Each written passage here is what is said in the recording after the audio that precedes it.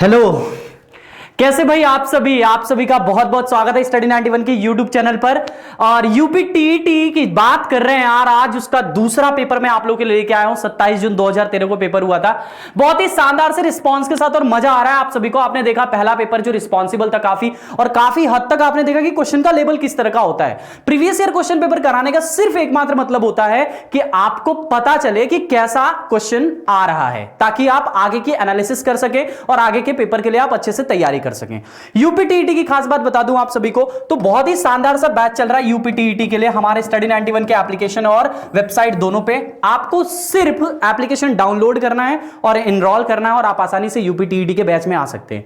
UP TET के अलावा अगर आप हरियाणा टेट या बिहार टेट या मध्य प्रदेश टेट किसी भी टेट की तैयारी करते हैं तो आपको यहां पे फायदा मिलने वाला है। ठीक है भैया, तो होप कर रहा हूं कि आपको मेरी बातें बहुत अच्छे से समझ में आ रही हैं। ठीक है, चलते हैं सवाल की तरफ। ढेर सारे सवाल हैं आज की क्लास में प्रीवियस ईयर के, उससे पहले एक फटाफट काम कर दो, जल्दी से वीडियो को हर जगह सब लोग शेयर कर दो, फैला दो, लाइक कर दो भाई, जो काम तुम हर रोज करते आते हो।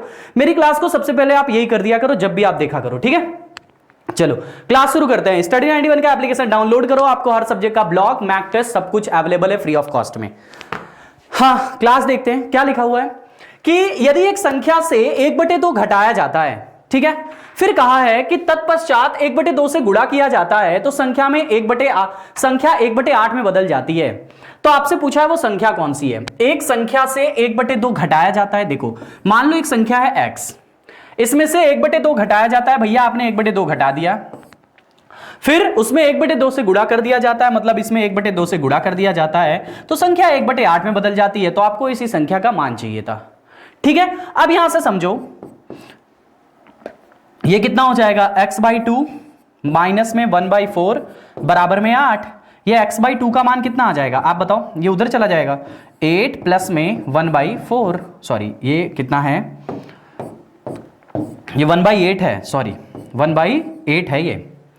ठीक है, तो यहां से बताओ कितना हो जाएगा, x/2 इक्वल्स टू में 8 लसा है तो इधर 1 और इधर 2, 3/8। 2 ने 8 को काट दिया 4 बार में, यानी x का मान कितना आ गया 3/4। 3/4 इज द राइट आंसर, पहला वाला इज द राइट आंसर। बहुत ही शानदार सा क्वेश्चन है भैया, बहुत ही शानदार तरीके से आपने लगाया, एक अच्छे इंप्रूवमेंट के साथ आपने लगाया और मजा आएगा इस तरह के सवाल अगर आप लगाएंगे तो बिल्कुल मजा आएगा, और मजा आना भी चाहिए। क्यों, यूपी टीईटी प्रीवियस ईयर आप देख रहे हैं, बहुत ही शानदार सा आपको मैं सिखाऊंगा कि कैसे करने का तरीका है। आपको यहां पे क्या सीखना होता है, आपको स्पीड के साथ साथ एक्यूरेसी सीखनी है कि किस तरह का आपको एक्यूरेसी बना के चलो, ताकि आपका एग्जाम में कम समय में आप मैथ्स के ज्यादा से ज्यादा क्वेश्चन को कर सको। पूरे 30 सवाल आते हैं, जिसमें कुछ क्वेश्चन पेडागोजी के भी आते हैं, कोई भरोसा नहीं होता, कभी आता है कभी नहीं आता है। बट अभी देख रहे हैं 2018 के बाद से पेडागोजी के क्वेश्चन नहीं आ रहे हैं, तो होप कर रहे हैं कि पेडागोजी अब नहीं आती यूपी टीईटी में, लेकिन फिर भी मैं आपको बताऊंगा। ठीक है ना, चलो नेक्स्ट। इसका आंसर दिख रहा है यहां पे, आपको आंसर भी दिखेंगे हर सवाल के। अगले सवाल की तरफ चलते हैं। देखो अगला सवाल क्या है, क्या है भैया अगला सवाल, क्या लिखा हुआ है, 2 अंकों वाली संख्या है, कितनी, 2 अंकों वाली संख्या के दोनों अंकों का योग 9 है। यदि संख्या में 27 जोड़ दिया जाए तो अंकों का क्रम उलट जाता है। मैंने पहले ही आपको कहा था, क्या कहा था, कि अगर कभी भी ऐसी बात करेगा आपसे, अगर कभी भी आपसे ऐसी बात करेगा तो आपको हमेशा इस तरह के क्वेश्चंस को ऑप्शन से करने होते हैं। कैसे करने होते हैं, ऑप्शन से करने होते हैं। चलो ऑप्शन देख लो जरा, क्या बोला,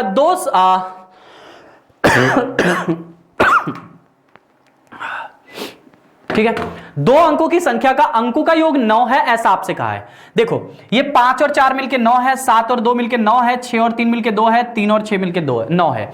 सारे अंकों का योग 9 है, मतलब सारे ऑप्शन सही है अभी तक। तो आगे, यदि संख्या में 27 जोड़ दिया जाए तो अंकों का क्रम उलट जाता है। संख्या में 27 जोड़ दिया जाए, आपसे ऐसा कहा है, 1 मिनट रुक जाओ, ठीक है, संख्या में 27 जोड़ दिया जाए, इसमें 27 जोड़ो,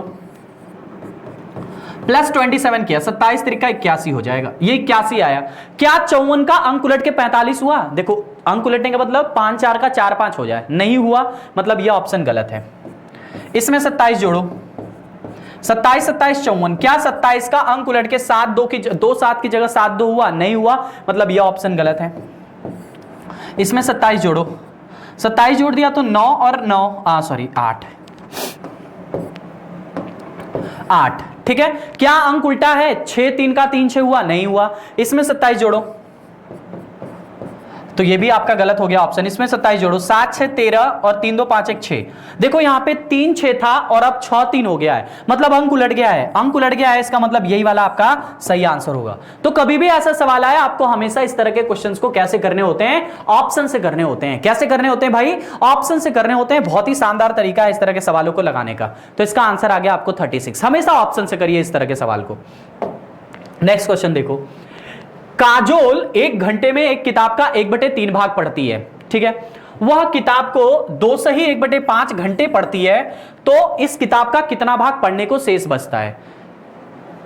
देखो 1 घंटे में 1/3 पढ़ती है, तो इतने घंटे में कितना पढ़ेगी। देखो 1 घंटे में 1/3 पढ़ ली, 1 घंटे में 1/3 पढ़ ली, तो आपको बोला है 2 से ही 1/5 घंटे में। अब 2 से ही 1/5 घंटे का मतलब 5 दूनी 10 की 11/5, 5 दूनी 10 की 11/5।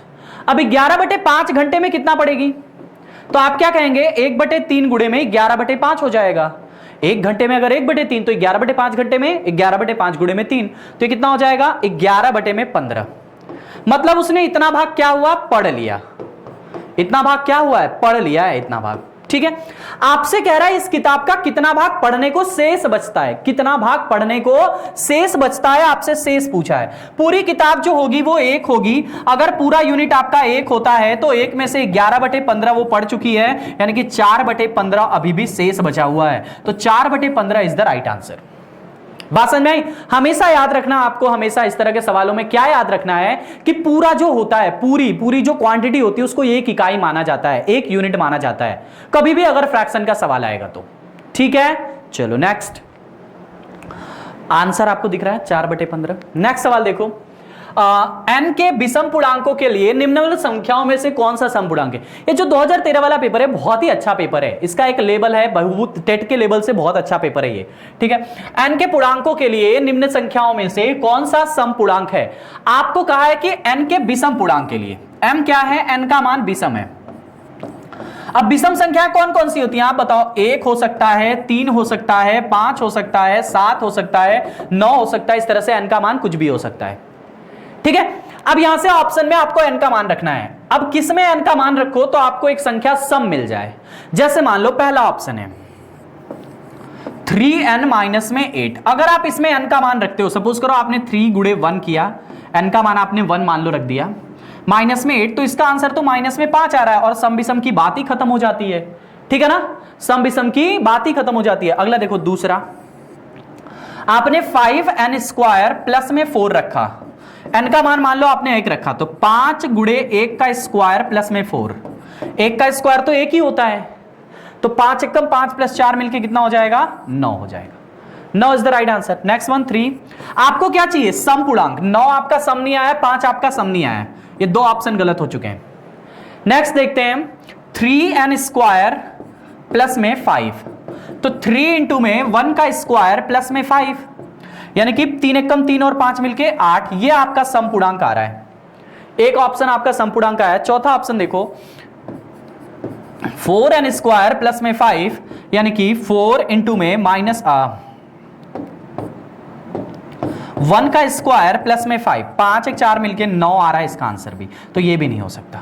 यानी 3 ऑप्शन कैंसिल हो गए। यानी कौन सा ऑप्शन सही है इसका, थर्ड वाला option is the right answer. 3n² plus में 5, ये इसका बिल्कुल सही सा उत्तर है मेरे भाई। आपने कैसे निकाला, आपने बहुत ही आसानी से निकाल लिया, एकदम सिंपल तरीका से n का वैल्यू पुट करके, और n का वैल्यू आपने हर जगह क्या रखा था, 1 रखा था। अब यहां पे अगर आप n का मान 3 भी रखोगे तो भी यही आंसर होगा। सपोज करो आप n का मान 3 रखते हो, तो ये 3n² प्लस में 5 का मान एक सम संख्या आना चाहिए। आपने 3 का मान, आपने n का मान कितना रख दिया, 3, 3 का स्क्वायर 9, 9 त्रिक 27, 27 5 32, अभी भी आ रहा है। आप n का मान 5 भी रख दो, 5 का स्क्वायर 25, 3 75 5 80, अभी भी आपका सम संख्या ही आ रहा है। इस हिसाब से यही वाला इसका आंसर क्या है, एकदम एग्जैक्ट है। तो इस तरह के सवाल बनते हैं। 3n² प्लस में 5 is the right answer. Next किन्हीं दो प्राकृतिक संख्याओं का योग 48 है, उक्त संख्याओं का अनुपात कदापि नहीं होगा। ये दो संख्याओं का अनुपात आपको दिया है, कितना दिया है, दो संख्याओं का योग दिया है 48। आपसे पूछा है कि कौन सा अनुपात कभी भी संभव नहीं हो सकता। देखो इनका जो अनुपात आएगा ना वो 48 को काटना चाहिए, मतलब 48 का एक गुणनखंड होना चाहिए। आप देखो 3 और 5 मिलके 8 आता है, क्या ये 8 48 को काट देगा? हां, तो ये आंसर हो सकता है। आपसे पूछा है कौन सा नहीं हो सकता है, ये आपसे पूछा है। 5 और 7 मिलके होता है 12, क्या 12 48 को काट देगा? तो ये भी हो सकता है, ये अनुपात हो सकता है, ये सही है। 2 और 6 मिलके कितना होता है 8, क्या ये अनुपात 8 48 को काट देगा? काट सकता है, तो ये भी इसका आंसर सही है। परंतु अगर 2 और 5 को देखोगे तो ये अनुपात 7 बन रहा है और ये 7 कभी भी 48 को नहीं काटता है, इसलिए जो इसका आंसर होगा वो कौन सा होगा? 4th वन होगा, 2:5। ये अनुपात कभी भी नहीं हो सकता अगर दो संख्याओं का योग कितना है 48 है तो। ठीक है ना। आपसे क्या बोला? किन्हीं दो प्राकृतिक संख्या। वैसे ऐसा नहीं है कि 2:5 होगा नहीं, लेकिन वो संख्याएं प्राकृतिक नहीं आएंगी। प्राकृतिक संख्याओं का मतलब गिनती की संख्याएं होती हैं जिनको कभी भी दशमलव में नहीं लिखा जाएगा। 1 2 3 4 इस तरह की संख्याएं। तो अगर आपको प्राकृतिक संख्या चाहिए तो उस हिसाब से आपका आंसर कौन सा होगा? 4th one. Let's see the next one. ये इसका आंसर हो गया 4th वन। अगला देखो, दो भाइयों की आयु का योग तथा अंतर दोनों ही ऋण संख्या हैं। यदि बड़े भाई की उम्र 23 वर्ष है तो छोटे भाई की उम्र क्या होगी? ऑप्शन से करेंगे। इस तरह के सवालों को हमेशा ऑप्शन से किया जाता है। कह रहा है कि योग भी और अंतर भी दोनों ही ऋण संख्या है। अब ये ऋण संख्या का मतलब क्या होता है? ऋण संख्या का मतलब होता है अभाज्य नंबर, प्राइम नंबर। ऋण संख्या का मतलब क्या होता है? Prime number. तो दोनों ही अभाज्य संख्या है। जरा देखो, अगर मान लो आप पहला ऑप्शन लेते हो 8, अगर 8 लेते हो तो 23 प्लस 8 मिलके कितना होता है? 31। मतलब आपका योग तो अभाज्य आ रहा है। अब अंतर ले लो, 23 माइनस 8 कितना आ रहा है? 15। क्या यह अभाज्य है? नहीं। इसका मतलब 8 आपका आंसर नहीं हो सकता। 8 आपका आंसर नहीं हो सकता भाई। आप दूसरा ऑप्शन ले लो, 12 में अगर 8 जोड़ोगे, अगर योग देखोगे तो 20 आ रहा है। यही आपका अभाज्य नहीं आ रहा है। ये 20 आपका अभाज्य आना चाहिए। 20 आपका अभाज्य नहीं, मतलब यह आंसर नहीं हो सकता। 18 लेके देख लो, 23 में अगर 18 जोड़ोगे तीसरा ऑप्शन कौन सा है? 18। अगर 23 में 18 जोड़ते हो, 23 और 18 मिलके कितना होता है? 8 3 11 और 2 1 3 1 4, 41। ये आपका अभाज्य है। 23 में आपने क्या किया, समझो यहां पे ध्यान से। आपने क्या किया? 23 में आपने जो 23 आपका एक भाई का उम्र था उसमें आपने 18 जोड़ दिया तो आंसर आया 41। 41 आपका एक प्राइम नंबर है, तो हां भाई ये हो सकता है। अब 23 में से 18 घटा के भी देख लो, अंतर भी चेक कर लो। 18 घटाए तो आंसर आया 5। ये भी एक अभाज्य संख्या है, मतलब ये भी कंडीशन सही है और ये भी कंडीशन सही है। दोनों कंडीशन सही है क्योंकि इसका योग 41 आ रहा है जो कि अभाज्य संख्या है, इसका अंतर 5 आ रहा है जो कि अभाज्य संख्या है। और आपसे यही कहा था कि उसका योग मतलब दोनों भाइयों की उम्र भी आपकी अभाज्य संख्या आनी चाहिए, उनका योग भी और उनका अंतर भी। तो इसमें अगर ऑप्शन नंबर 18 मतलब कि सी वाला रख रहे हो तो आपको दोनों अभाज्य मिल रहा है, मतलब यही वाला इसका आंसर हो जाएगा। चौथे को भी चेक कर लेते हैं। चौथा ऑप्शन जो है 21 है। 21 23 में जोड़ो, 23 में 21 जोड़ोगे तो 44 आ जाएगा जो कि अभाज्य नहीं है। इसका मतलब यह आंसर नहीं हो सकता। तो कौन सा इसका आंसर है? थर्ड वाला 18 इज द राइट आंसर। बहुत ही प्यारा सवाल था भैया। अगला देखो, 18 वर्ष is the right answer. Next question देखो, दो प्राकृतिक संख्याएं 6:11 के अनुपात में हैं। यदि उनका लौसा 462 है तो मौसा कितना होगा? देखो मान लेते हैं कि HCF जो है इनका वो है x। कितना HCF? x है। तो आपको पता है एक रूल क्या कि दोनों संख्याओं का जो गुणनफल होता है n1 गुणे n2 बराबर LCM गुणे HCF होता है। ये होता है। अब अगर आपने HCF 1 माना है तो पहली संख्या रेशियो में कॉमन हमेशा मसा होता है। रेशियो में हमेशा जब भी कभी आप लसा मसा का सवाल लगाएंगे तो हर संख्या में जो कॉमन होता है वो मसा होता है। तो पहली संख्या आपकी 6x होगी और दूसरी संख्या आपकी 11x होगी। ये दोनों संख्याएं होंगी आपकी। तो यहां वैल्यू पुट कर दो, 6x गुणे में 11x बराबर में LCM 462 है और HCF आपका x है। कट पिट करके आंसर लाना है सिर्फ। x से x कैंसिल हो गया, 11 से इसको काट दो, 11 चौक 44 और 2 बचा 11 दूनी के 22। 6 ने काट दिया इसको 7 बार में, यानी x का मान कितना आ गया? 7। यानी मौसा आपका कितना आ गया 7। आपने एक्स को क्या माना था, मौसा माना था। तो इस तरह से इसका आंसर कितना बन गया भैया, 7 बन गया। बहुत ही अच्छा सवाल है, 7 इज द राइट आंसर। बात समझ में? यूपी टीईटी का प्रीवियस ईयर चल रहा है, ये यूपी टीईटी का प्रीवियस ईयर 2013 वाला क्वेश्चन पेपर करा रहा हूं आपको। यदि संख्या ये लिखा हुआ है 5 1 3 2 4 1 6 क्वेश्चन मार्क, 3 से डिविजिबल है तो क्वेश्चन मार्क की जगह क्या होगा? अब 3 से विभाज्यता का नियम तो हर किसी को पता होता है। क्या होता है 3 से विभाज्यता का नियम? अंकों का योग आपका 3 से विभाज्य हो जाना चाहिए। अब अंकों का योग देखो, 5 1 6 खत्म, 3 से कट गया, इसको काट दो। 3 भी 3 से कटता है, इसको काट दो। 4 2 6, 3 से कटता है, काट दो। 6 भी 3 से कटता है, काट दो। यानी यहां पे क्या बचा, 1 प्लस में क्वेश्चन मार्क। ये जो आए ये 3 से विभाज्य होना चाहिए। अब इसका मतलब सर यहां 2 रख दे तो हमारा काम बन जाएगा, लेकिन 2 तो ऑप्शन में ही नहीं है। अगर आप 1 में 2 जोड़ दोगे तो 3 आ जाएगा, जो कि 3 से कट जाएगा। तो 2 आंसर हो सकता है, लेकिन 2 ऑप्शन में ही नहीं है। तो 2 के बाद 3 रख नहीं सकते, क्योंकि 3 और 1 मिलकर कितना हो जाएगा, 4 हो जाएगा। 4 रख नहीं सकते, 5 रख सकते हैं। 1 में अगर 5 जोड़ेंगे तो 6 मिल जाएगा, जो कि 3 से विभाज्य हो जाएगा, लेकिन 5 भी ऑप्शन में नहीं है। 6 रख नहीं सकते, क्योंकि 6 1 7 हो जाएगा, जो 3 से नहीं कटेगा। 7 रख नहीं सकते, 7 और 1 मिलके 8 हो जाएगा, जो 3 से नहीं कटेगा। 8 रखते तो 8 1 9, जो कि 3 से कट जाएगा। तो इसका मतलब हम इसको 8 रख सकते हैं। 8 इज द राइट आंसर। बहुत ही अच्छा लेवल का सवाल है। बच्चा हमेशा कंफ्यूज हो जाता है कि उसने कहीं गलत कर दिया, अगर यूपीटीटी के बारे में आप सोचोगे तो। ठीक है ना, ये 8 is the right answer. Next one, square root 2 4 की पावर 1/3 5 की पावर 1/4, ये आपके करड़ी का सवाल है, कह सकते हैं 3 की पावर 1/6। कभी भी अगर ऐसा सवाल है तो उसके लिए बहुत ही शानदार सी ट्रिक होती है। क्या लगानी है वो ट्रिक मैं आपको बता रहा हूं, सुनो ध्यान से। आप इनके करणियों का लसा ले लो। जैसे कि ये स्क्वायर रूट 2 लिखा है, तो इसको हम 2 की पावर 1/2 भी लिख सकते हैं। ठीक है, अब यहां पे जितने भी इसके करणी है उन सभी का लसा ले लो। जैसे इसकी करणी है 2, इसकी करणी है 3, इसकी करणी है 4 और इसकी करणी है 6। तो आप एलसीएम ले लो किसका, 2 3 4 और 6, इनका आपने एलसीएम ले लिया तो 12 आएगा। तो सब में 12 से भाग कर दो। ये जो इसकी करणी है 2, इसमें 12 से भाग करो। 12 से भाग करोगे तो 6 बचेगा, सॉरी 12 में 2 से भाग करना है तो 6 बचेगा 4। ये 3 से भाग करो 12 में, जो एलसीएम आपका आया ना उसी में सबसे भाग करना है। जैसे इस 2 का, इस 3 का, इस 4 का और इस 6 का आपने क्या निकाला, ल स प निकाला, एलसीएम निकाला, जो कि 12 आया। आपने जो इसकी बटे थी 2 में ना, 2 ये जो इसका पावर में बटे 2 था, उस 2 में 12 में 2 से भाग किया तो 6 आया। ठीक है भैया, और फिर इस 3 से भाग किया 12 में तो 4 आया, तो यहां पे 4 लिखेंगे 5 की पावर में। फिर इस 4 से भाग करेंगे 12 में तो यहां 3 आएगा, तो 3 लिखेंगे। और 3 की पावर में इस 6 से भाग करेंगे 12 में तो 2 आएगा, तो यहां 2 लिखेंगे। चलो अब इसको आगे देखते हैं। आगे क्या बोला है, 2 की पावर 6 का मतलब कितना होता है, 64। 4 की पावर 4 का मतलब होता है 256। 5 की पावर 3 का मतलब होता है 125 और 3 का स्क्वायर का मतलब होता है 9। आपसे क्या बोला है, सबसे छोटी इसमें कौन सी दिख रही है, 9 दिख रही है। 9 का मतलब 3 की पावर 1/6 दिख रहा है, तो ये इसका राइट आंसर होगा। बहुत आसान है, पावर एंड सर्ट्स के कंपैरिजन से रिलेटेड सवाल है। 3 की power 1/6 is the right answer. Next one,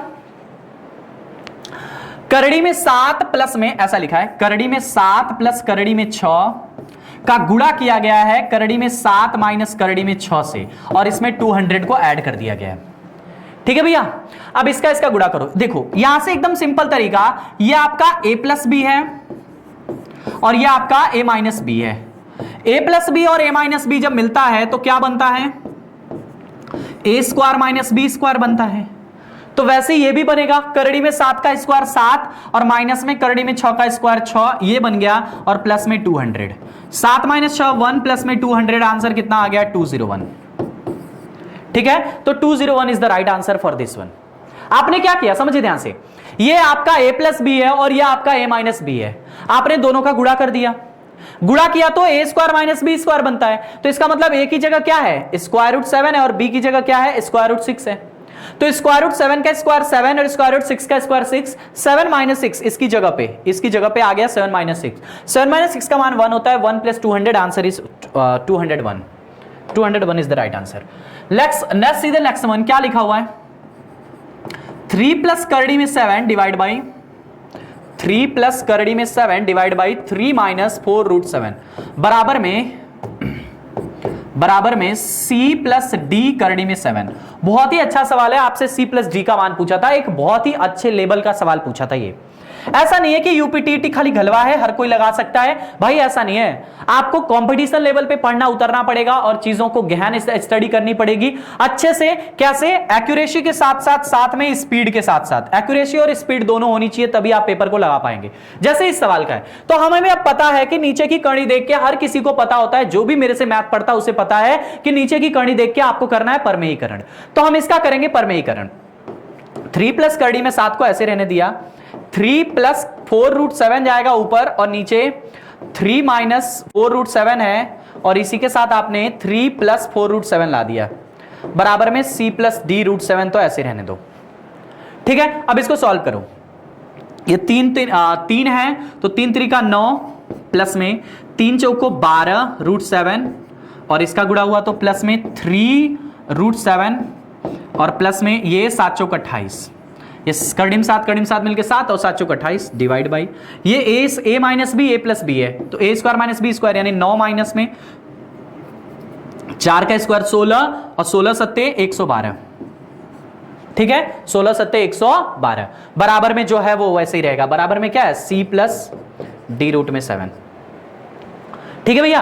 अब इसको देखो ध्यान से कि 9 और 28 मिलके कितना होता है, 9 और 28 मिलके बताओ कितना होगा, 9 प्लस 28, 9 और 28 मिलके कितना होगा 37, हाँ 28 और 9 मिलके 37 होता है, और प्लस में 12 और 3 मिलके 15 रूट में 7 डिवाइड बाई कितना होगा 100, माइनस में 103 हो जाएगा, 112 में से इसको घटाएंगे तो 103 आ जाएगा, ठीक है। अब यहां से इसको अलग अलग करो, c प्लस डी रूट 7 बराबर में इसको अलग और इसको अलग, यानी कि माइनस में 37 डिवाइड बाई 103, और ये क्या होगा माइनस में 15 रूट 7 डिवाइड बाई 103, ये दोनों आ गया।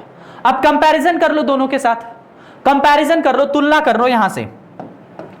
ये c का मान ये आएगा, c का मान कितना आया माइनस में 37 डिवाइड बाई 103, ठीक है। और d का मान रूट 7 यहां भी है, रूट 7 यहां भी है, यानी कि d का मान कितना आएगा माइनस में 15 डिवाइड बाई 103, ये d का मान आ गया।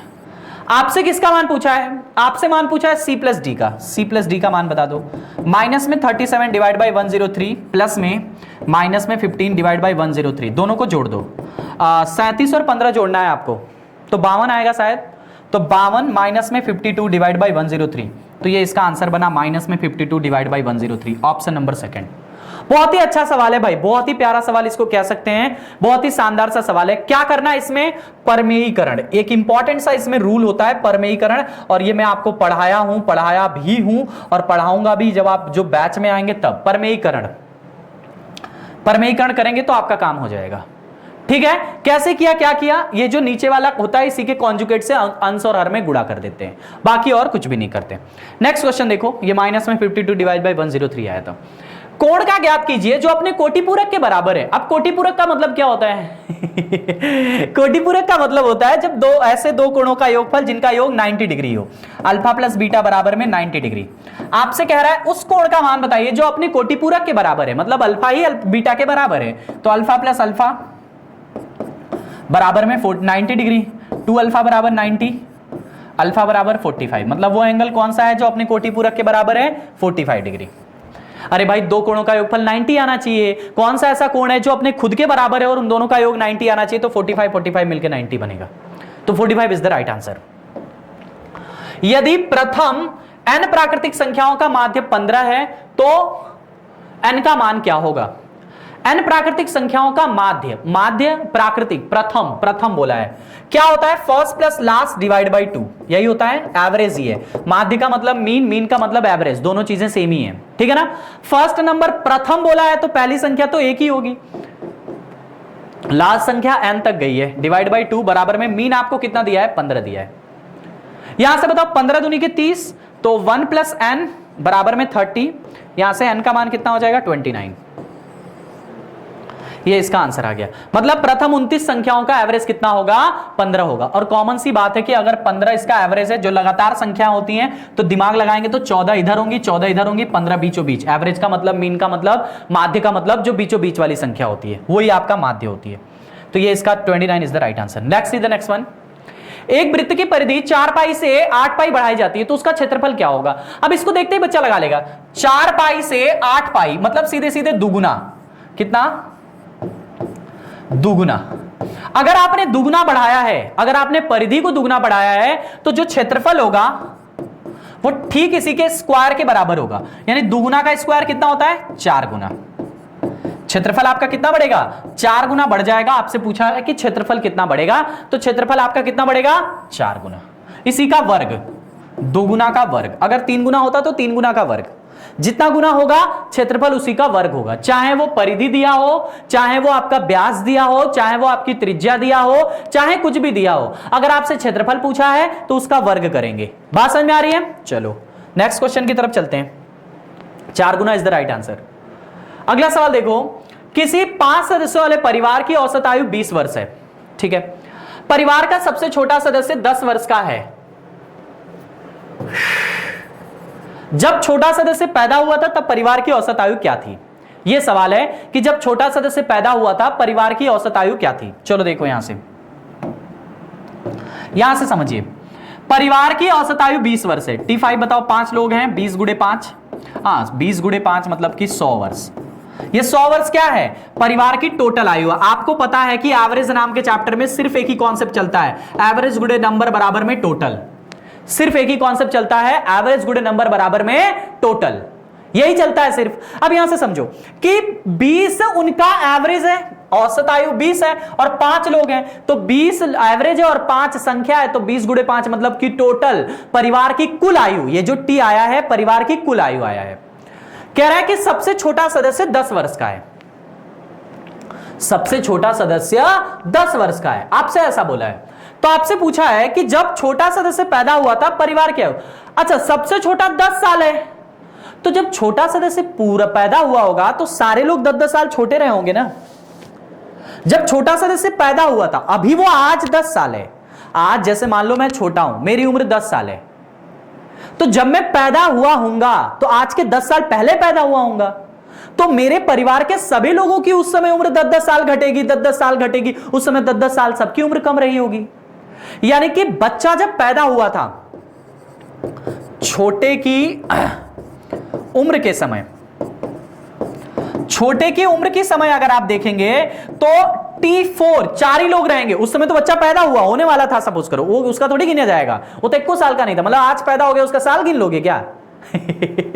साल कब गिनोगे? जब 1 साल का हो जाएगा। तो उस समय कितने लोग थे? जब बच्चा पैदा हुआ था तो 4 ही लोग की उम्र गिनी जाएगी, 5वें की उम्र थोड़ी गिनी जाएगी। वो तो भी निकल के आ रहा है, पछता रहा है बेचारा, कहां आ गया। बात समझ में आ रही? तो वो तो अभी निकल के आ रहा है ना, उसकी थोड़ी उम्र गिनी जाएगी, उसकी नहीं उम्र गिनी जाएगी। मतलब उस समय परिवार में 4 ही लोग थे। कितने लोग थे? आवाज ही नहीं आई।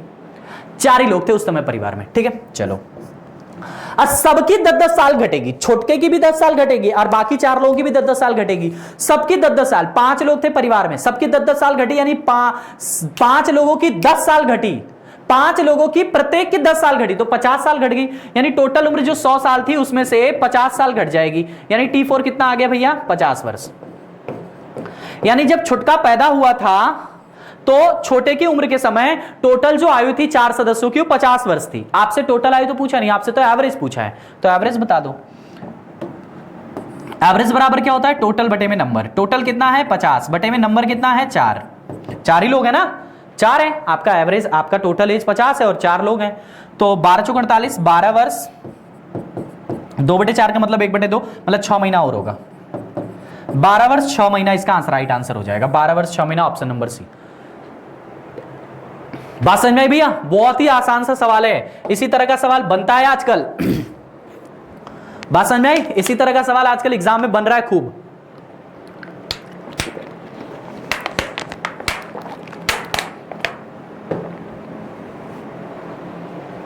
चलिए अगला देखिए,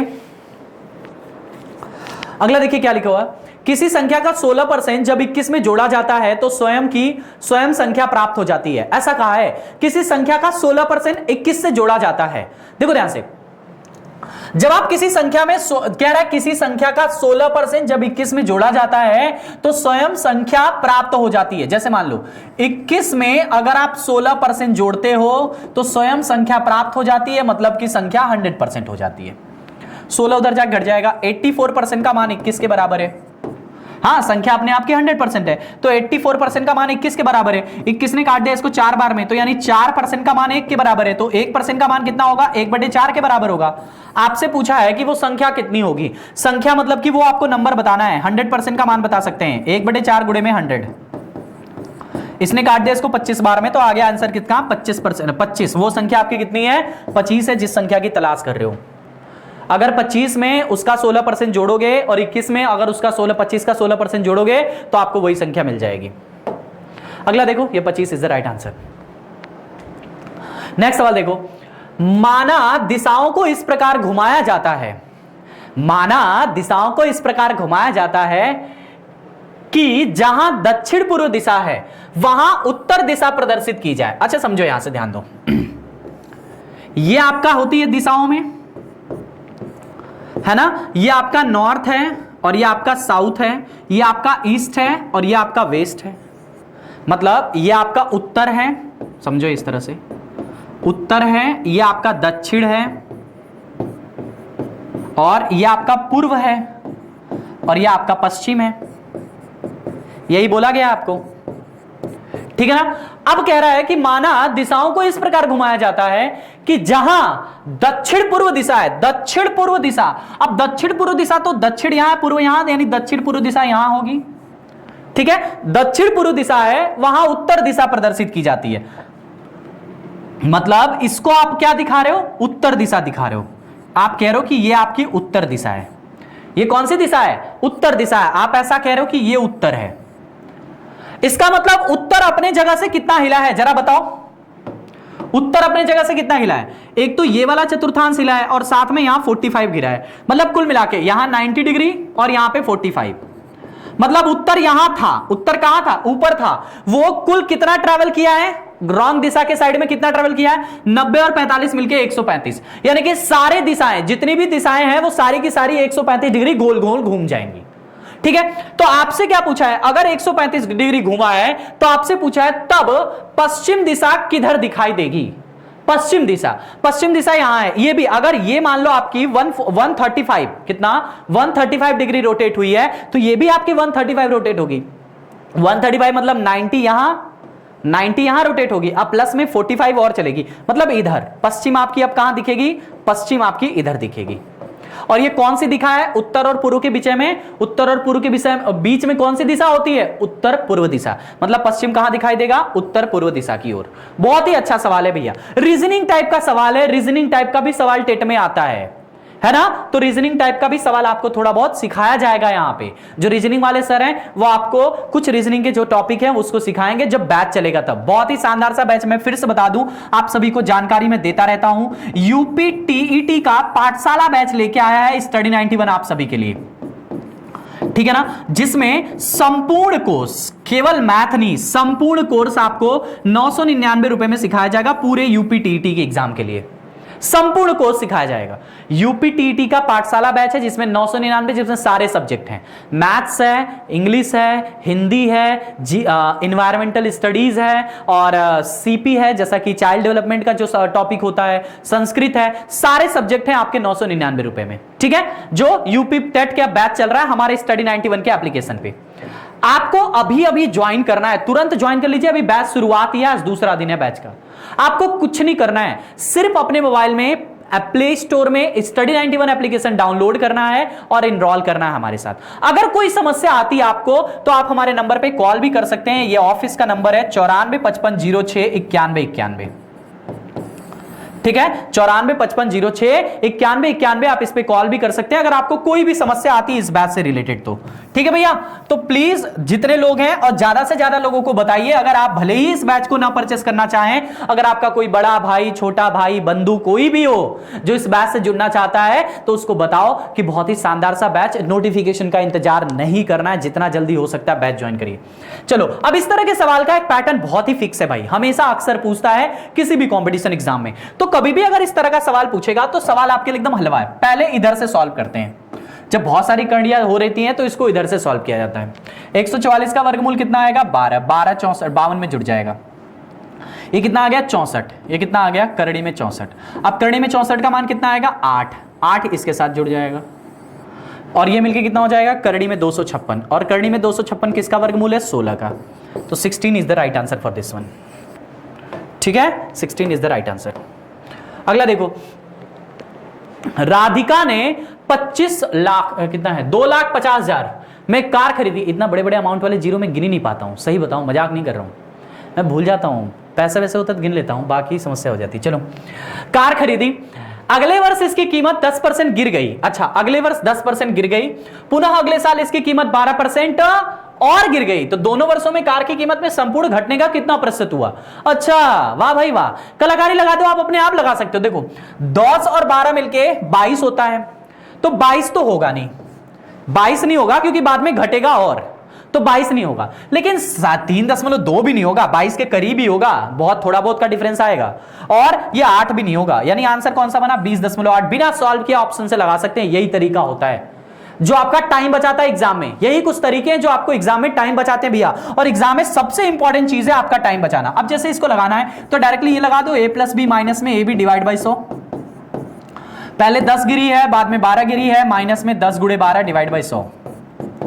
यही नियम से लग जाएगा तुरंत के तुरंत। 10 12 22 माइनस में 1.2 यानी कि 20.8 20.8% के डिक्रीजमेंट दिखलाएगी वो कार।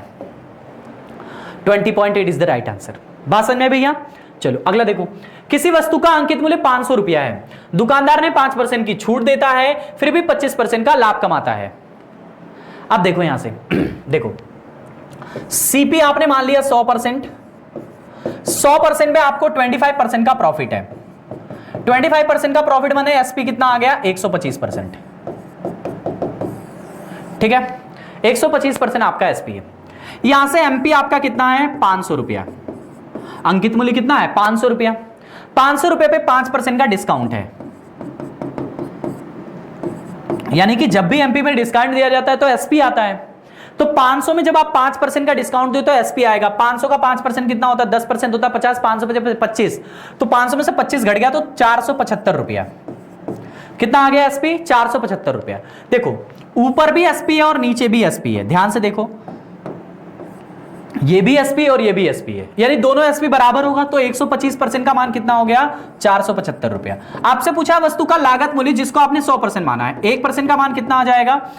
इसमें से इसको काट दो, कितने बार में कटेगा? 125 तिहाई 375 3 बार में, और दशमलव में कितना?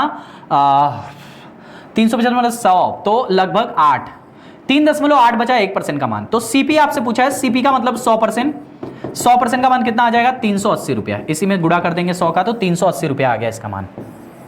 बहुत ही प्यारा सवाल है भैया, बहुत ही प्यारा कह सकते हैं इस सवाल को, बहुत ही शानदार क्वेश्चन है ये। अगला देखिए, 380 रुपया is the right answer. Very good. एक बार वीडियो को सब लोग लाइक और शेयर कर दिया करो, ठीक है ना? एन भुजा वाले बहुभुज के किसी शीर्ष से खींचे गए विकर्णों की संख्या के व्यंजक कितने? बहुत अच्छा सवाल है ये, बहुत ही प्यारा सवाल इसको कहेंगे। अब इस सवाल को लगाने के लिए आपको नियम पता हो तो आप डायरेक्ट लगा देंगे आंसर की n-3 होगा, लेकिन अगर नियम ना पता हो, अगर ये रूल पता हो तब तो आप डायरेक्ट बता देंगे। जैसे जब मैं पढ़ाता हूं, जब मैं आपको बहुभुज पढ़ाऊंगा तो मैं बता दूंगा आपको कि ये इसका आंसर होता है। परंतु सपोज करो कि आपको नियम ना पता तो भी आप लगा सकते हो। जैसे देखो, पहले एक चतुर्भुज बनाओ, अब कह रहा है कि किसी एक शीर्ष से खींचे गए विकर्णों की संख्या। इस शीर्ष, अच्छा चतुर्भुज में 4 भुजा होती है, इस शीर्ष से कितने विकर्ण खींचोगे? एक ही विकर्ण खींचोगे, सिर्फ एक विकर्ण। अगर आप एक शीर्ष मतलब एक कोना पकड़ रहे हो तो वहां से सिर्फ एक ही विकर्ण होता है, ये वाला विकर्ण खींच ही नहीं सकते, तो सीधी लाइन है ना, तो सिर्फ एक विकर्ण इसमें खींच रहे हो आप। आप कोई पंचभुज उठा लो,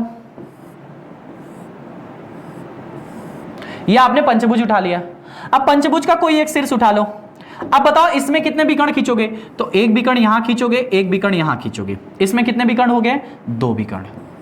आप कोई खटभुज उठा लो 6 भुजाओं वाला, आपने यहां मान लो एक शीर्ष उठा लिया, अब यहां से कितने, एक शीर्ष से कितने विकर्ण होंगे, मुद्दा है कि एक शीर्ष से कितने विकर्ण होंगे, तो एक विकर्ण, 2 विकर्ण, 3 विकर्ण, एक शीर्ष से 3 विकर्ण। इसमें कितनी भुजाएं थी, 4 भुजा थी, n का मान 4 था, इसमें कितना था, n का मान 5 था, और इसमें कितना था, n का मान 6 था। आप एक ऑक्टागन बना लो 8 भुजाओं वाला,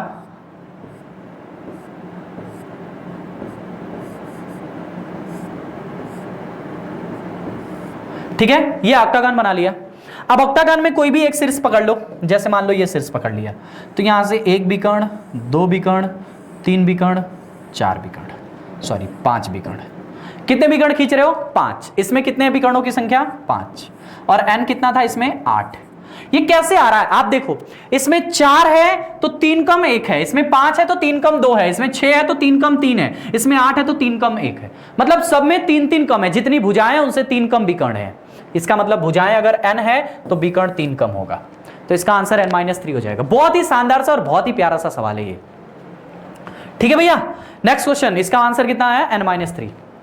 चलो अगला देखो, निम्न विकल्पों में से कौन सा विकल्प का एक गुणनखंड है। अब इसको खोल दो ब्रैकेट को, x प्लस वाई का whole bracket square, whole bracket cube, minus में x क्यूब प्लस में y क्यूब, ये x cube plus y cube, bracket खोलना है सिर्फ आपको, माइनस प्लस में 3xy, अगले ब्रैकेट में x प्लस वाई, और इसका खोलोगे तो माइनस में x क्यूब माइनस में y क्यूब, ये x cube y cube, x cube y cube cut गया, यानी क्या बचा, 3xy और ब्रैकेट में x plus y, 3xy bracket में x प्लस वाई, ये काट पीट के फाइनल बना। ये तो मिला ही नहीं उसमें तो ये नहीं हो सकता, ये मिला ही नहीं उसमें तो ये नहीं हो सकता, xy स्क्वायर नहीं मिला तो नहीं हो सकता, 3xy इसमें मिल रहा है, ये 3xy है और दूसरा एक गुणनखंड है, तो इसका मतलब ये इसका आंसर कौन सा होगा, 4th one is the right answer, ठीक है, 3xy is the right answer. Next one, x plus 1/x का मान आपको कितना लिखा है, 5, आपसे x स्क्वायर प्लस में 1/x स्क्वायर का मान। कोरिया का बच्चा भी इस सवाल का आंसर बता देगा अगर वो मुझसे मैथ पढ़ा होगा तब आसानी से। जैसे देखो 5 का मान कितना है, m, इसको मान लेते हैं तो इसका मान होगा m स्क्वायर माइनस में 2, यानी कि 5 का स्क्वायर माइनस 2, यानी इसका आंसर कितना हो जाएगा, 23 इज द राइट आंसर। बिल्कुल आसान सा सवाल है, अगर ये तरीके आपको नहीं पता है तो इसका मतलब अभी तक आपने मैथ की अच्छे से तैयारी नहीं की है, और इसको एक्सेप्ट करिए, अभी भी कुछ नहीं बिगड़ा है भैया। यूपी टीईटी का शानदार सा बैच चल रहा है, ज्वाइन करो स्टडी 91 पे। अगला देखो, एक व्यक्ति अपनी यात्रा का 2/5वां भाग, कितना, 2/5वां भाग ट्रेन से 1/3, 2/5वां मतलब 2/5, 1/3 बस से, और 1/4 कार से, और शेष 3 किलोमीटर पैदल चलता है। कभी भी अगर ऐसा फ्रैक्शन का सवाल है तो मैजिक सुनो, मैजिक की बात सुनो कि कैसे लगाना होता है। 5, 3 और 4, इन तीनों का लसा ले लो, LCM। 5, 3, 4 का लसा कितना आएगा, 5, 3, 15, 4, 60। मान लेते हैं, माना कुल दूरी,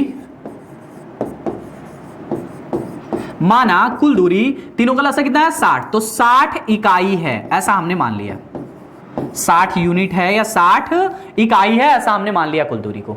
अब जैसा जैसा इसमें कह रहा है वैसा वैसा कह दो। यात्रा का 2/5वां भाग ट्रेन से चला है, अच्छा ट्रेन से कितना चला है, 2/5, तो 60 का 2/5 करेंगे, तो 60 का 2/5, 12 50 60, 12 दूनी 24, 24 इकाई यहां ट्रेन से चला है। आगे देखते हैं, 1/3 किससे चला है, बस से 1/3 चला है, तो 60 का 1/3 निकालो, 3 में काट दिया 20 बार में, तो 20 यूनिट, 20 यूनिट बस से चला है, ठीक है। 60 में से 20 यूनिट कैसे चला है, बस से। 1/4 कार से चला है, कार से निकालो 1/4, 60 का 1/4, 15 चौको 60, 15 इकाई कार से चला है, कितना इकाई, 15 इकाई कार से चला है। एंड लास्ट वन पैदल। अच्छा जरा बताओ, शेष दूरी पैदल चला है, जरा कितना बचा ये बताओ। 24 इकाई यहां हो गया, 20 इकाई यहां हो गया, 44 और 15 मिलके 59, मतलब टोटल 59 इकाई चल चुका है। 60 इकाई कुल दूरी थी, 60 इकाई कुल दूरी थी, जिसमें से 24 इकाई मतलब 24 यूनिट यहां चला, 20 यूनिट यहां चला और 15 यूनिट कार से चला। टोटल कितना चला, 24 और 20 मिलके 44 44 और 15 मिलके 59 इकाई चल चुका है, यानी शेष कितना बचा है, सॉरी 60 था तो एक ही इकाई बचा हुआ है। इस एक का अनुपात दिया है 3 किलोमीटर के बराबर, मतलब जो एक इकाई है वो 3 किलोमीटर के बराबर है, जो एक इकाई है वो 3 किलोमीटर के बराबर है। आपसे क्या पूछा है, तो कुल दूरी बताओ। अच्छा, कुल दूरी को आपने कितना मान रखा है बताओ, कुल दूरी को आपने 60 इकाई मान रखा है, तो 60 का अनुपात 60 गुणे 3 180 किलोमीटर। एक इकाई का मान 3 है तो 60 इकाई का मान 180 किलोमीटर। शानदार तरीका होता है, कभी भी फ्रैक्शन का अगर इस तरह का सवाल आए तो आप लगा सकते हैं बहुत ही शानदार तरीके से इकाई का यूनिट मेथड इस्तेमाल करके। अगला देखो क्या लिखा हुआ है, कार्तीय तल में बिंदु -2 और -3 किस पाद में है, ऐसा आपसे बोला है। चलो, ये कार्तीय तल होता है, प्लेन ज्योमेट्री, कोऑर्डिनेट ज्योमेट्री का क्वेश्चन है भैया। इसमें ये x होता है, ये y होता है, इसमें -x होता है और -y होता है। इसका मतलब इसके इधर पॉजिटिव, दोनों पॉजिटिव में होते हैं, और इसके इधर देखो x माइनस में होता है। कौन माइनस में होता है, x, तो माइनस होता है x और y होता है प्लस में। देखो यहां मैं बता देता हूं, ऐसे समझो, ये x भी प्लस में होता है और y भी प्लस में होता है, दोनों पॉजिटिव होते हैं। इसमें x माइनस में होता है लेकिन ऊपर y प्लस होता है, ठीक है, तो यहां y प्लस में होगा, ठीक है। तीसरे में आ जाओ, तीसरे में दोनों माइनस में होते हैं, -y नीचे होता है, तो -x -y दोनों माइनस में होते हैं। और चौथे में आ जाओ, तो चौथे में आपका x प्लस में हो जाएगा, इधर x प्लस में हो जाएगा, लेकिन y नीचे है तो y माइनस में हो जाएगा। ये चारों कार्टेशियन मैंने आपको बता दिया। अब ये वाला बिंदु भी जिसमें क्या है, दोनों माइनस में है। अब दोनों माइनस कौन से में आएंगे, दोनों माइनस तीसरे में आएंगे, मतलब तृतीय चतुर्थांश है। यहां से शुरू होता है, ये फर्स्ट होता है, ये सेकंड होता है, ये थर्ड होता है, और ये आपका फोर्थ होता है, ठीक है ना। यहां से शुरू होता है जिसमें दोनों पॉजिटिव होते हैं। अगर ऊपर रहेगा तो y पॉजिटिव, नीचे रहेगा तो y नेगेटिव। अगर राइट साइड रहेगा तो x पॉजिटिव और लेफ्ट साइड रहेगा तो x नेगेटिव। अगर दोनों नेगेटिव है तो थर्ड वाले जाएंगे। बहुत सिंपल सा सवाल है, तृतीय इज द राइट आंसर। यदि किसी चतुर्भुज के विकर्ण एक दूसरे को समकोण पर समद्विभाजित करते हैं, ये तो सम चतुर्भुज की एक प्रॉपर्टी है, ठीक है ना। यदि किसी चतुर्भुज के दोनों विकर्ण एक दूसरे को सम चतुर्भुज पे विभाजित कर, एक दूसरे को समद्विबाहु करते हैं, समकोण पर समद्विभाजित करते हैं, तो वो एक सम चतुर्भुज है। कौन सा है, सम चतुर्भुज है। अगला देखो, सम चतुर्भुज इज द राइट आंसर। अगला देखो, यदि प्रेक्षणों इसका का औसत माध्य कितना है, 9 है। अच्छा, औसत माध्य दिया, औसत निकाल लो। औसत बराबर क्या होता है, टोटल बटे नंबर। यहां से देखो t बराबर क्या होता है, एवरेज गुणे नंबर। t मतलब टोटल, सबको जोड़ो, x मिलके 2x 3x 4x 5x, plus में 3 5 8 7 15 और 10 मिलके 25, बराबर में एवरेज कितना है, एवरेज दिया है 9 और नंबर कितना है, 5 संख्या है ना, 1 2 3 4 5, 5 है। यानी यहां से बताओ 5x बराबर कितना हुआ, 9 5 45 माइनस में 25 20 आया। x का मान कितना आ गया, 4 आ गया। x का मान कितना आ गया, 4 आ गया आपके x का मान। अब आपसे क्या बोला है, अंतिम 3 प्रेक्षणों का माध्य। अंतिम 3 प्रेक्षण मतलब यहां से यहां तक, माध्य मतलब कि एवरेज बताना है। एवरेज बराबर क्या होगा, टोटल बटे नंबर। एवरेज बराबर टोटल बटे नंबर। टोटल मतलब तीनों जोड़ो, x x x मिलके 3x, प्लस में 5 7 12 10 22, बटे में n का मतलब 3 है। x का मान रख दो 4 है, यानी एवरेज बराबर x का मान 4 है, तो 12 प्लस में 22 डिवाइड बाई 3। x का मान 4 रखा तो 4 3 12 प्लस में 22 डिवाइड बाई 3। 12 और 22 मिलके 34 डिवाइड बाई 3। 3 से 11 से ही 1/3, ये इसका एवरेज आ गया, 11 से 1/3। बहुत ही अच्छा सवाल है, बहुत ही प्यारा और बहुत ही शानदार सा। अगला देखो, 11 से 1/3 is the right answer. Next one देखो, यहां से देखो 1 + 2 + 3 + 4 + 5, ये 10 तक अलग है। पहले इसको निकाल लो। इसका मान होता है n × में n + 1 डिवाइड बाई 2, तो 10 है तो 10 गुणे 10 और 1 मिलके 11 डिवाइड बाई 2, और माइनस में 50 यहां है, उसको अलग से लिख दो। इसने काट दिया इसको 5 बार में, तो 11 × 5 = 55 माइनस में 50, आंसर बना 5। Next one, 5 is the right answer. अगला देखो क्या लिखा हुआ है, यदि व्यंजक को x + a से भाग दिया जाए तो शेषफल 4 बचता है। देखो, जिससे भाग दिया जा रहा है उसके बराबर 0 पुट कर दो। तो यहां से बताओ x का मान कितना आ जाएगा, आप कहोगे सर माइनस में a आ जाएगा। x का मान कितना आ जाएगा, माइनस में a आ जाएगा। अब यहां से समझो, x का मान कितना आ गया है, माइनस में a आ गया है। आपसे कहा है कि जो आपसे दिया ना उसी में x का मान पुट कर दो, एक्स स्क्वायर माइनस में 2ax प्लस में a स्क्वायर। अब इसका रिमाइंडर कितना है 4, तो जब रिमाइंडर आप निकालेंगे तो आपको इसी में x का मान रखना पड़ेगा। x का मान कितना है, रिमाइंडर बराबर 4, x का मान कितना है, x का मान कितना है माइनस a, तो माइनस a यहां पुट करो, तो माइनस a का स्क्वायर माइनस में 2a इंटू में माइनस a, x की जगह रखना है प्लस में a स्क्वायर, जहां जहां x है वहां वहां माइनस में a रख दिया। a स्क्वायर माइनस a का स्क्वायर a स्क्वायर हो जाएगा, माइनस माइनस मिलके प्लस में 2a स्क्वायर और प्लस में a स्क्वायर और है बराबर में यहां पे 4 है, ये 4a स्क्वायर बराबर 4 है, 4 से 4 खत्म, a स्क्वायर बराबर 1, तो a का मान plus minus 1, plus minus 1 is the right answer, है ना। a का मान plus minus 1 is the right answer. बहुत ही शानदार सा सवाल है, इस रिमाइंडर थ्योरम का क्वेश्चन है, रिमाइंडर थ्योरम के सवाल बनते हैं एग्जाम में, ठीक है। अगला देखो, आपको दिया है 2 की पावर, बहुत ही अच्छा सवाल है भाई, बहुत ही अच्छा सवाल है, 2 की पावर x प्लस 5 बराबर में 2 की पावर x प्लस 3 बराबर प्लस में 12, इसको इधर पक्षांतर करो, तो 2 की पावर x इंटू में इसको क्या लिखेंगे, 2 की पावर 5 लिखेंगे, तभी तो आप बताओ जब बेस सेम रहता है तभी तो घात से घात जुड़ती है, ये ऐसा लिखा है तभी तो ये हो गया है, बराबर में 2 की पावर x गुणे में 2 की पावर 3 होगा, अब प्लस में 12 होगा। अब इसको इधर लेके आओ, अब वैसे इसको यहीं भी सॉल्व कर लो, 2 की पावर x इंटू में 32 बराबर में 2 की पावर x इंटू में 8 बराबर प्लस में 12, सबको इधर लेके आओ, 2 की पावर x प्लस 2 की पावर x इंटू में 32 माइनस में 2 की पावर x इंटू में 8 बराबर में 12, ठीक है। 2 की पावर x कॉमन ले लो, क्या बचा 32 माइनस में 8, 2 की पावर x कॉमन ले, 32 माइनस में 8 बराबर में 12, ठीक है भैया। अब यहां से देखो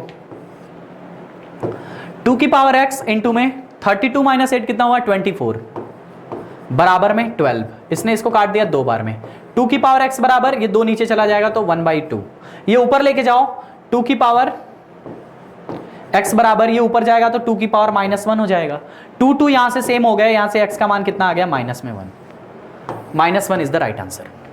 अच्छा सवाल है। तो अगर हम बात करें 13 नवंबर जो हुआ था पेपर 2013 में, पता नहीं कौन सी डेट थी, 4 जून था शायद, तो जो पेपर 2013 में हुआ था भाई बहुत ही अच्छा पेपर था, मैं उसको एक बहुत ही प्यारा सा पेपर मानूंगा, बहुत ही शानदार सा पेपर था वो, ठीक है ना, जो बहुत ही अच्छे लेवल से पूछा था, एक प्यारे लेवल से पूछा जाता था। ऐसे ही सवाल बनने चाहिए एग्जाम में जिनका लेवल थोड़ा अच्छा हो। बात समझ में आ रही है? तो होप कर रहा हूं कि आज की क्लासेस आपको बहुत अच्छे से समझ में आई होगी।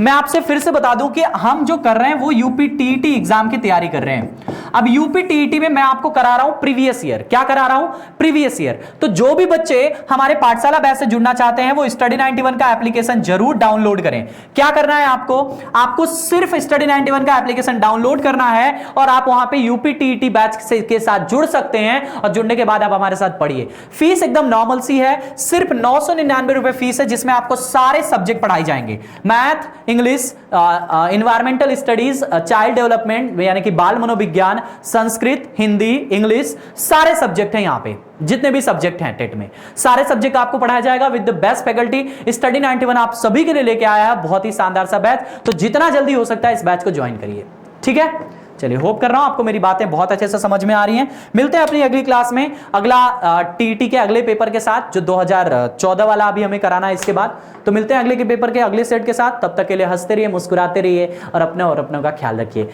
जय हिंद, लव यू ऑल।